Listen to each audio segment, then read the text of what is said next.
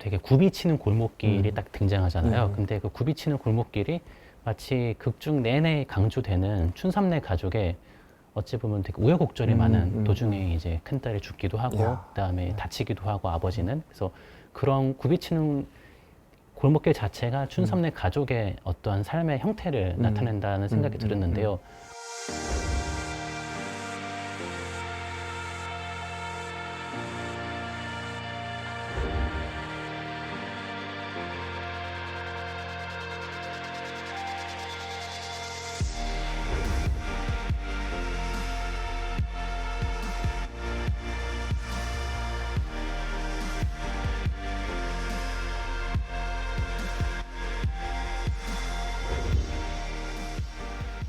안녕하세요. 한국영상자료원 정종화입니다.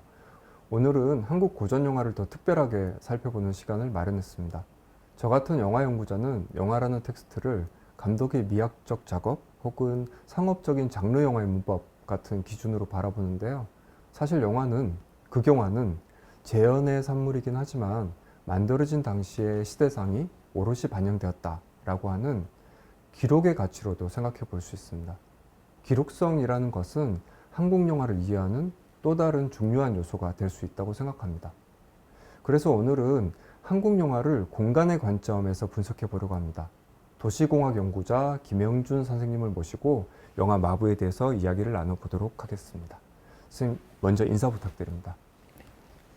예, 안녕하세요. 저는 일본 도쿄대학 공학교 연구과 도시공학 전공에서 이제 박사 과정 공부를 하고 있는 김영준이라고 합니다. 제 주요 연구 테마는 이제 서울의 도시계획의 역사에 대한 것인데요. 이러한 서울의 도시계획의 역사를 공부하는 한편 개인적으로는 뭐 트위터나 페이스북, 인스타그램 등지에서 서울의 현대를 찾아서라는 해시태그를 통해서 저의 개인적인 기록 활동을 함께 병행을 하고 있습니다. 네, 도시공학 연구자라고 소개해 주셨는데요. 도시공학은 어떤 학문이고 또 선생님의 관심 분야와는 어떻게 연결되는지 궁금합니다. 네, 그 도시공학이라는 학문은 먼저 이제 간단히 정의를 내리자면은 이제 어떻게 하면 도시 공간을 보다 뭐 효율적이고 기능적이고 그리고 사람이 살기 쉽게 만들 것이냐에 대한 고민이라고 할 수 있겠는데요. 보다 이제 깊숙이 들어가자면은 그 도시 공간에서 발생하는 모든 사회 문제를 이제 어떻게 하면은 이제 최적화를 찾아낼 수 있을까에 대해서 이제 공학을 기반으로 하여서 공학 기술, 과학 기술뿐만 아니라 뭐 역사, 철학, 미학 등 다양한 사회 과학적인 관점을 적용해서 해결하고자 하는 학문이라고 할 수 있겠습니다. 그럼 영화 마부에 대해서 이야기를 시작해 보겠습니다. 강대진 감독님이 연출한 이 영화는 1961년 2월 15일 국제극장에서 구정특선으로 개봉했습니다. 한국 영화 최초로 유럽의 주요 영화제인 제11회 베를린 국제영화제에서 은곰상, 즉 심사위원 특별상을 받은 작품입니다. 영화는 오프닝 크레디트가 끝나면 마부 춘삼 가족의 막내 대업이 훔친 자전거를 타고 도망가는 역동적인 장면으로 시작합니다. 말 그대로 네오리얼리즘을 상기시키는 자전거 도둑인데요. 관객들을 영화 속으로 흡입시키는 효과를 발휘하고 있습니다. 선생님, 여기는 어디쯤인가요? 차가 한 대 정도 다닐 수 있는 길인데 카메라는 도망가는 자전거를 따라가는 시점과 쫓아오는 사람을 잡는 시점으로 구성되어 있습니다. 네, 지금 이 오프닝 크레딧이 끝난 다음에 나오는 이 자전거 추격신 같은 경우에는 그 종로구에 위치한 그 누상동과 누하동을 가로지르는 옥인길에서 촬영이 된 것으로 이제 파악이 되었습니다. 저도 실은 처음에 이 오프닝 장면에서 되게 감동을 받고서 과연 이 장면이 어디일까 많이 이제 고민을 해봤는데요. 마침 그 예전에 통인시장을 갔었을 때 그 제가 통인시장 입구에서 바라보았던 산세가 이 오프닝 그 자전거 추격신에서 배경에 비춰지는 그런 산세와 비슷했던 기억이 떠올라서 실제로 이제 찾아가보고 그 다음에 그 이전에 물론 인터넷 지도에 그 로드뷰를 확인을 해보니까 확실히 이곳이 맞다는 것을 이제 알 수 있었습니다. 그리고 서울 시내의 대부분의 이런 오래된 주택가의 골목길들을 보면은 이제 많이 이제 서울 시내를 다녀보신 분들은 이렇게 아시겠지만 의외로 이렇게 아름다운 S자를 그리는 골목이 잘 없습니다. 그래서 되게 특징적인 골목이라고 할 수 있는데요. 이렇게 S자를 그리는 골목이 탄생한 이유는 바로 밑에 이제 옥류동천이라고 하는 이 개천이 흐르고 있던 것을 이제 복개해서 길로 만들었기 때문입니다. 물론 영화를 촬영하던 시점에는 이미 다 복개가 완료되어서 그 주민들의 생활 도로로 정착된 지 오래였던 것이고요.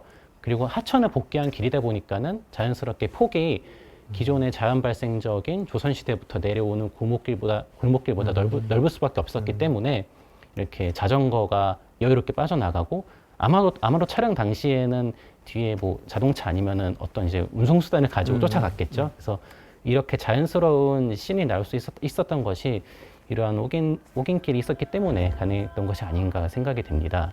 실은 원래 길의 형태가 그대로 남아있다고 해도 60년이라는 시간이 흐르면서 많은 건물들이 철거되고 재건축되었으리라고 당연히 지레짐작을 했었는데요. 실제로 가보니까는 사진을 보시면 아시겠지만 아마도 자전거 주인이 쫓아오는 그 배경에 비치는 세 채의 2층 한옥 상가 건물들이 외관은 바뀌었지만은 그대로 남아있는 것을 직접 가보니까 확인을 할 수 있었습니다. 그리고 이제 비스듬하게 기울어진 전봇대를 아마 영상에서 확인하실 수 있으실 텐데요. 따라서 60년이라는 시간이 흘렀지만은 아마도 그 당시에 촬영되었던 그 분위기만큼은 이제 누구나도 가보신다면 쉽게 아마 체험하실 수 있을 것 같습니다. 네, 선생님 말씀을 들으니까 이 장면이 더 잘 이해가 되는데요. 아마 자동차 위에서 카메라를 놓고 이렇게 따라가는 장면, 도망가는 장면, 따라가는 장면을 촬영했을 거로 생각이 되네요. 네.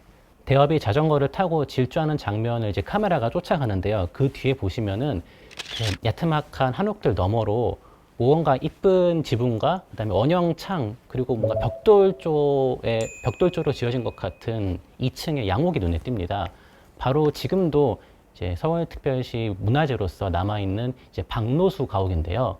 원래 이 가옥은 일제강점기 당시에 친일파로 유명했던 윤덕영이라는 사람이 이제 자신의 그 자손을 위해서 지어준 집인데 이것을 해방 이후에 이제 화가 박노수 씨께서 구입을 해서 이제 40여 년 동안 거주를 하다가 서울시에 이제 기증을 해서 지금은 박노수 미술관으로서 이제 누구나 찾아갈 수 있는 열린 공간으로 제공이 되고 있습니다. 다만 이 영화 마부가 촬영된 것이 60년이라는 것을 감안했을 때 이 영화가 촬영되던 시점에 바로 그 순간에 아마도 박노수 씨께서 여기서 아마 이제 계속 거주를 하고 계셨겠죠. 그래서 아마 그 후손분들이 보시면은 상당히 좀 그 의미를 찾을 수 있지 않을까 그런 생각이 듭니다. 60년 전 영화가 촬영된 곳에 가셔서 직접 사진과 동영상까지 찍어 오셔서 정말 감사드리고요. 저도 주말에 꼭 가봐야겠습니다. 이 영화에서 당시의 시대상을 잘 보여주는 장면 중에 하나는 작은 딸 오키가 부잣집 아들의 차에 타고 가다가 교차로에서 아버지 춘삼이 끄는 마차와 부딪힐 뻔한 장면입니다. 후경으로는 선거 현수막이 어지럽게 붙어 있고요. 이 공간은 어떻게 보셨나요? 이 공간이 어디인지 특정할 수 있는 가장 큰 요소로서 이제 오키와 부잣집 아들이 타고 가던 이제 자동차의 본네트 너머로 야트막한 언덕 위에 뭔가 한옥 양식의 그 문이 서 있는 것을 아마 확인하실 수 있을 겁니다. 바로 이 문은 과거 경희궁의 정문이었던 흥화문을 이제 이설을 한 것인데요. 그 이유는 이제 다름이 아니라 일제강점기 시절에 이제 이토 히로부미를 기리는 신사인 이제 박문사라는 곳을 지으면서 이설을 한 것이라고 합니다. 이제 그것을 통해서 이 장소가 어디인지 특정을 할 수 있었고요. 그리고 무엇보다도 이제 정말 모든 교통수단이 혼잡히 오고 가는 교철 한가운데에서 근대 문명의 상징인 자동차와 그다음에 전근대 혹은 이제 개화기 이전의 상징이라고 할 수 있는 그런 마차가 충돌할 뻔했다는 점은 이제 일종의 근대와 전근대가 교차하는 그러한 상징적인 장면이라고도 볼 수 있는 것이죠. 물론 지금 현행 도로교통법에서도 도로를 통할 수 있는 것은 자동차뿐만 아니라 우마차, 그러니까 소달구지와 마차도 해당이 되긴 합니다만은 이미 60년도 더 이전에 도로상에서 이러한 근대와 전근대의 일종의 세대 교체가 일어났다. 그리고 그 속에서 춘삼이라는 정근대적인 교통수단을 이용할 수밖에 없는 사람은 어찌 보면은 이렇게 쇠퇴될 수밖에 없는 그러한 현실에 있었다라는 것을 이제 감독이 요 씬을 통해서 의도를 한 것 같습니다. 뭔가 이제 새로운 문물, 그러니까 근대를 상징하는 자동차가 마차를 위협하고, 근데 또 그게 위협당한다고 해서 뭐 춘삼이 또 이렇게 반응을 하는 것도 막 주눅드는 게 아니라 막 이씨 하는 막 이런 느낌으로 이제 반응을 하는 거고, 그런 어떤 좀 갈등하고 경합하고 이런 상황들을 영화가 잘 그려내고 있는 것 같습니다. 물론 이제 안타깝게도 마지막에는 춘삼이 다리를 다치고 이제 그 마차일을 마부일을 못하게 되는 상황이 되는 거죠. 이 영화에서 제가 가장 좋아하는 대목은 춘삼과 수원댁이 데이트를 한 장면인데요. 둘은 극장 구경을 갑니다. 1961년 1월 18일에 개봉한 홍성기 감독의 춘향전이 상영되고 있는 극장으로 들어갔는데요. 이 극장은 어디인가요? 극중에서 춘삼과 이제 수원댁의 발걸음을 옮기는 극장은 성남극장이라는 곳인데요. 이곳은 역사를 거슬러 올라가면은 1918년에 개관한 경룡관이라는 곳으로 파악이 됩니다. 이 경룡관은 이제 당시 용산에 많이 거주하던 일본인들을 위해서 일본인이 이제 개관한 극장인데요. 이후 해방 이후에 이제 성남극장으로서 일종의 흔히 말하는 이제 탑 클래스 극장은 아닌 이제 그런 극장으로서 위치를 이제 자리하게 됐고. 재개봉관이죠. 재개봉관. 네. 아무래도 이제 흔히 우리가 기억하는 단성사라든가 대한극장과 같은 그런 레벨의 극장이 아니다 보니까 상대적으로 쇠퇴를 많이 겪었고요. 최종적으로는 2003년에 이제 폐관을 해서 지금은 다행히 극장 건물 자체는 남아 있습니다만 그 공간은 지금 음식점이라든가 편의점 등으로 사용이 되고 있습니다. 참고로 극중에서 비춰지는 성남극장의 모습은 이제 아마 촬영 시점이 60년이다 보니까는 이제 일제강점기 당시의 모습 그대로가 비춰졌다고 할 수 있겠는데요. 영화가 이제 촬영되고 나서 62년도에 이제 건물이 헐리고 철근 콘크리트조로 새로 지어졌기 때문에 지금 남아있는 성남극장 같은 경우에는 이 마구상에서 비춰지는 모습과는 이제 다르다고 할 수 있겠습니다. 이 영화에 담겨 있는 상태는 아닌 거죠. 그렇죠. 네, 위치는 그대로지만요. 네. 사실 춘향전이 지금 이 영화에서 지금 개봉을 하고 있는데요. 사실 춘향전은 당시 개봉관인 국도극장과 국제극장에서 개봉을 했습니다. 성남극장은 재개봉관이니까 춘향전을 상영하려면 시간이 걸렸을 텐데 이상해서 제가 이 장면을 좀 자세히 살펴보았는데 실제 극장은 청춘 1번가라는 영화가 개봉 중이고 춘향전이 상영 중인 것처럼 입간판을 내세워서 이렇게 꾸며 놓았더라고요. 당시 신문 광고를 찾아보면 1월 11일부터 청춘 1번가가 개봉 중이고 또 15일부터는 암흑을 뚫고라는 영화로 프로가 바뀝니다. 결론적으로 이 영화를 촬영한 시기는 1월 11일부터 14일 사이인 거죠. 그리고 실제로 춘향전은 이 성남극장에서 3월 5일에 재개봉을 했습니다. 영화 마부에서 우리는 당시 서울역 주변의 모습을 확인할 수 있습니다. 28분 정도에 춘삼이 호박떡을 사는 장면, 그 이후에 장남 수업이 친구 창수를 만나 말을 돌려달라고 부탁하러 만날 때도 저 멀리 후경에서 서울역이 보입니다. 이 공간들은 어디쯤이고 어떤 의미들이 있을까요? 전국에서 서울역으로 모인 수화물들을 옮기는 장소 같은데요.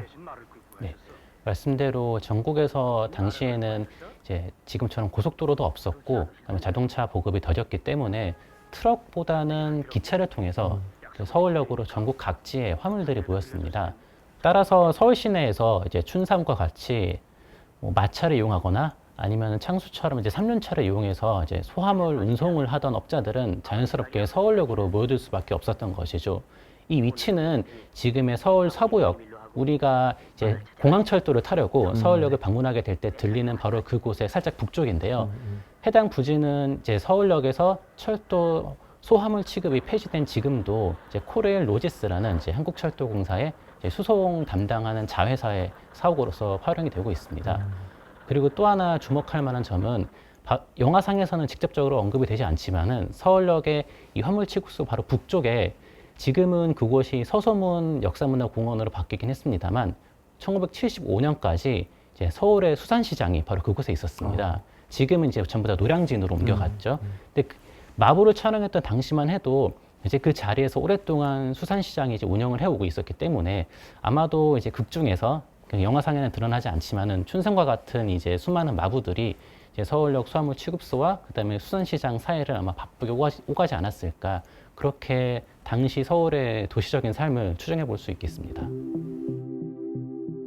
55분 정도에 춘삼과 수원댁이 다리 위에서 만나고 김석희가 둘의 사이를 알아채는 장면에서는 증기기관차 소리가 들린 다음에 오른쪽 후경으로 증기기관차가 지나가는 모습을 확인할 수 있습니다. 이곳은 어디인가요? 또 춘삼이 수원댁과 짧은 만남을 뒤로하고 마차를 출발할 때 왼쪽 상단에 삼각형 모양의 굴뚝 같은 건물이 보이더라고요. 네, 말씀하신 것처럼 그 북쪽을 바라보고 있을 때 이제 오른편으로, 그러니까 동쪽이죠. 동쪽으로 증기기관차가 지나가고 그다음에 춘삼과 이제 수원댁이 마침 또 개천 위에 놓인 작은 돌다리에서 얘기를 나누지 않습니까? 그 이러한 지리적인 배경으로 추정을 해 보았을 때 서울에서 이러한 조건에 만족하는 곳은 이제 만초천이라는 하천을 복개한 지금의 청파로밖에 없습니다. 이곳은 지하철로 치면은 4호선 숙대구역 바로 인근인데요. 오른쪽에 보이는 증기기관차의 선로는 지금의 경부선이고, 그다음에 말씀해 주신 것처럼 이제 춘삼이 이제 수원댁과의 이제 짧은 만남을 뒤로 하고 마차를 출발시킬 때 왼쪽 상단에 보이는 삼각형의 굴뚝은 실은 1930년대 후반부터 2020년 하반기까지 존재했던 일제공정기 당시 철공소의 굴뚝입니다. 당시 일제공정기 시절부터 이제 청파로 인근 청파동 1가 2가 부근에는 이제 한국 사람들이 운영하는 철공소가 상당히 많이 일종의 클러스터를 이루고 있었는데요. 그러한 철공소의 흔적이 이제 영화 마보를 찍을 때도 남아 있었던 것이고, 그리고 작년까지도, 불과 작년까지도 이제 그러한 일종의 산업 유산이 형태를 제대로 갖추고 남아 있던 셈이죠. 그리고 이 장면이 촬영된 지역은 이제 지하철 정거장으로 치면은 서울역에서 숙대 입구, 버스 정거장으로 치면은 두 곳에서 세 곳 정도밖에 안 되는 서울역에서 아주 가까운 곳에 있습니다. 직선 거리로는 불과 1km 정도인데요. 이것이 무엇을 의미하냐 하면은 이제 춘삼이 수원댁과 짧은 만남을 끝내고 이제 마차를 부려서 이제 북쪽 방향으로 올라가는 장면이 나오는데, 아마도 추정컨대 방금 전에 말씀드렸던 서울역 서부의 소화물 취급소로 가서 아마도 일을 계속하려는 그러한 일종의 시간적 흐름을 이제 감독이 의도한 것이 아닌가 추정이 됩니다. 따라서 이제 감독은 물론 이제 이걸 정말로 의도했는지는 저희가 지금 와서 알기는 힘들지만은 자연스럽게 춘삼의 일상 속에서 이렇게 수원댁과 우연한 만남이 이뤄졌다는 것을 이제 강조하고, 또 최대한 사실적인 그런 당시의 서울의 도시적인 생활을 영화 속에서 재현하려고 했던 것이 아닌가 그렇게 생각이 됩니다. 춘삼이라는 마부를 하고 있는 노동자의 일상의 동선의 기록이 이제 영화 속에 보이는 거네요. 그렇죠. 네, 아주 그것도 있음직한, 그리고 누구나 이제 받아들일 수 있는 그런 개연성 확보한 것이죠. 네. 네, 이제 영화의 마지막 장면을 살펴보겠습니다. 한방눈이 쏟아지고요. 춘삼의 가족에게는 좋은 일이 일어납니다. 장남 수업이 고등고시에 합격을 했고요. 앞으로 춘삼의 가족은, 이제 장남 수업의 가족은 행복할 것임을 감독은 감동적인 해피엔딩으로 마무리하고 있습니다. 선생님, 여기는 어디일까요? 이 장면은 또 어떻게 보셨는지 궁금합니다. 네. 그 춘삼네 가족이 이제 큰아들 수업과 함께 이제 합격 벽보를 확인하는 곳은 그 당시에 정부 중앙청으로 쓰였던 옛날의 조선총독부 청사입니다. 당시에 정말 어땠는지는 저도 정확히 알기는 힘들지만은 고등고시 합격 벽보가 이제 정부중앙청사 중앙청의 정면에 이제 담벼락에 쫙 붙어 있고요. 그다음에 합격을 보고 합격 발표를 이제 확인하고서 춘삼네 가족들이 얼싸안고 기뻐한 다음에 이제 쭉 눈길을 걸어가면서 카메라가 이제 페이드 아웃 하면서 이제 영화가 끝나지 않습니까? 근데 그곳이 어딘가를 이제 잘 살펴보았더니 지금의 율곡로이더라고요. 이제 율곡로라고 하면은 그 경복궁의 이제 정문인 광화문을 딱 앞에서 마주 보았을 때 서쪽에 그 경복궁역이 있으면은 이제 동쪽으로 인사동 병원으로 향하는 길입니다. 물론 지금은 이제 중앙청 청사, 옛날 조선총독부 청사가 완전히 철거가 되어서 경복궁에 담장이 복원이 되어 있는데요. 적어도 그 길의 형태는 그대로 남아 있고, 그리고 그 당시에 이제 영화상에서는 이제 눈발에 파묻혀서 잘 보이지 않지만은 그 춘삼네 가족이 쭉 걸어가는 곳의 오른편으로 지금은 그곳이 철거되어서 주차장으로 쓰이다가 옛날 조선시대 의정부의 그런 터 발굴 작업이 진행되고 있습니다만, 그 당시만 해도 그곳이 경기도청이 있었습니다. 그래서 그 당시에 그 영화를 보던 그 서울 시민들의 입장에서는 당연히 어딘지 알 수밖에 없었던 묘사였던 것이죠. 그래서 정말 이렇게 첫 오프닝 시퀀스에 등장하는 그런 구비적인 골목길과 같은 삶을 헤쳐왔던 춘삼네 가족이 마치 서울의 최중심부, 그것도 이제 정부의 주요 청사들이 모여 있는 그런 신장로를 딱 걸어간다는 점을 강조함으로써 약간 극적인 데뷔를 감독이 의도한 것이 아닌가 그렇게 또 생각이 됩니다. 네네. 제가 한방눈이 막 내려가지고 당시 좀 기사들을 찾아보면서 이때가 혹시 좀 특정할 수 있지 않을까라고 해서 기사들을 좀 찾아봤었는데 보통 이제 당시에 영화들이 엔딩 장면을 좀 마지막으로 뒤로 밀어서 이렇게 촬영을 한다라고 생각을 해봤을 때 아까 극장 장면이 14일 정도에 촬영을 되었으면 그 이후에 한방눈이 서울에 내렸던 건 언제일까라고 좀 찾아봤더니 한 16일 정도의 그런 기사들이 있더라고요. 아침부터 큰 눈이 내렸다고 이렇게 되어 있어가지고 아침부터 큰 눈이 내렸으니까 그때 이제 촬영팀이 지금 이제 나가서 촬영하자라고 해서 이제 마지막 엔딩을 촬영할 수도 있지 않았을까라고 좀 추정입니다. 예, 정답은 정확한 건 아니고요. 실은 영화를 보면서 이제 촬영 기간은 대략적으로 나와 네, 있으니까 이제 이 영화가 대략 1960년대 후반, 61년 초로 담겠구나라고 생각을 했는데 선생님께서 날짜를 딱 특정해 주시니까는 이 장면만큼은 1961년 1월 16일이다라는 추정이겠지만 어쨌든 그런 확증이 있는 거잖아요. 그래서 보통 대부분의 뭐 국가기록 영상, 대한뉴스도 그렇고 그런 것들이 이제 공개 일자는 명확하지만은 그게 정확히 언제인지는 알 길이 없는데 오히려 영화라는 상업적인 예술을 통해서 정말 핀포인트로 그 시점, 그 순간의 서울이 영원히 이제 기록됐다는 점이 되게 한편으로 좀 뭉클한 것 같습니다. 예. 고전 영화의 어떤 한국 영화에 담긴 그런 기록적인 배경, 기록의 가치에 대해서 말씀을 잘 해주신 것 같습니다. 선생님, 영화 마부에 등장하는 여러 장소들에 대해서 좋은 말씀 많이 해주셨는데요. 혹시 더 말씀해 주시고 싶은 장소 있으신가요? 제가 극 중에서 이제 정확히 그 촬영 장소의 이제 건물들이라든가 그런 것들이 많이 사라져서 좀 비교하는 장면을 포착은 못했습니다만은 그 극 중에서 이제 수업의 여동생인 오키가 이제 좀 잠시 일탈을 해서 이제 부잣집의 아들을 만나던 씬이 나오잖아요. 근데 그 씬이 이제 음식점에서 이제 식사를 하고 나오는 장면이 하나 있는데 그 장면이 어디일까 좀 고민을 하다가 마침 그 특정한 그런 가게의 상호와 그 다음에 건물의 윤곽이 이제 좀 유심히 어디선가 본 것 같은 느낌이 들더라고요. 그래서 찾아보니까는 그곳이 바로 대한극장, 지금의 충무로역 바로 앞에 위치한 어떤 음식점이었습니다. 그래서 비록 그 주변의 풍경이 워낙 많이 바뀌었기 때문에 당장에 지금 가서 그 위치를 파악하기는 어렵겠지만은 당시에 이제 충무로 일제강점기 당시에는 혼맛제라고 하는 아주 번성하던 번화가였죠. 60년대 초반 이 영화가 촬영됐던 무렵에도 여전히 충무로는 일종의 명동과 바로 붙어 있어서 상당한 번화가로서 이제 번성을 했기 때문에 자연스럽게 이제 오키가 부잣집 아들과 함께 이제 마시를 나가서 식사를 함께하는 장소로서 설정이 된 것이 아닌가 생각이 듭니다. 이것 또한 이제 감독이 당시에 있음직한 서울의 도시 생활을 최대한 반영하기 위해서 설정한 그 로케이션이 아닌가 싶고요. 마지막으로 영화 마부에서 가장 주목할 만한 그런 장면들을 얘기해 보고 싶은데요.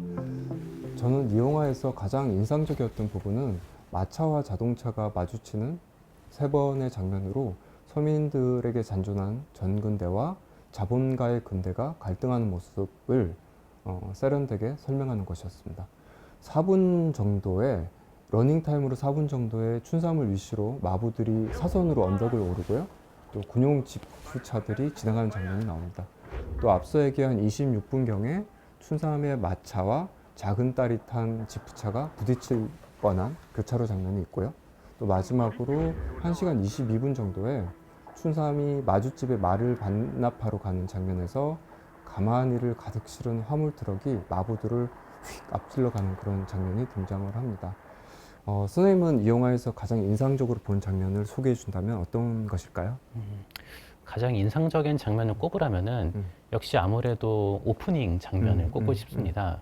그 앞선 이제 부분에서도 많이 말씀을 드리긴 했습니다만은 그 되게 굽이치는 골목길이 딱 등장하잖아요. 근데 그 굽이치는 골목길이 마치 극중 내내 강조되는 춘삼네 가족의 어찌 보면 되게 우여곡절이 많은 도중에 이제 큰딸이 죽기도 하고 그다음에 다치기도 하고 아버지는 그래서 그런 굽이치는 골목길 자체가 춘삼네 가족의 어떤 삶의 형태를 나타낸다는 생각이 들었는데요.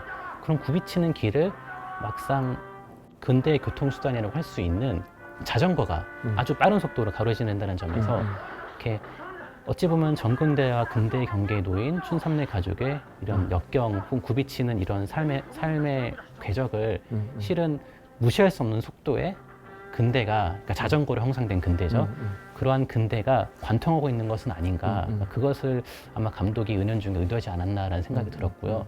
그리고 오프닝 장면에서 이제 타이틀이 나오고, 그다음에 뭐 배우라든가 그런 이제 자막이 지나가는 과정에서 배경에 이렇게 바퀴살이 돌아가잖아요. 네네. 근데 그게 마블한 타이틀이 나오고 바퀴살이 돌아가니까 당연히 마차가 나올 거라 생각을 했는데 곧장 등장한 게 자전거였다는 점에서 그러니까 오프닝부터 약간 전근대와 근대의 그런 대비를 보여주려고 했던 것이 아닌가 그런 생각이 들었습니다. 그러네요. 네, 선생님 오늘 영화 마부에 기록된 공간적 배경에 대한 설명과 그 의미에 대해서 무척 재미있게 들었습니다. 감사합니다. 이 영상을 시청해 주신 여러분들도 한국 고전 영화의 중요한 가치에 대해서 공감해 주실 것 같습니다. 아마 이 동영상이 공개될 예정인 10월에 복원된 화질로 마부 블루레이도 출시될 예정인데요. 김영준 선생님께서 쓰신 영화 마부에 나타난 1961년 서울이라는 글도 소책자에 실릴 예정입니다. 네, 블루레이도 관심 많이 부탁드리고요. 그럼 다음 영상으로 찾아뵙겠습니다. 선생님 감사합니다. 네, 감사합니다.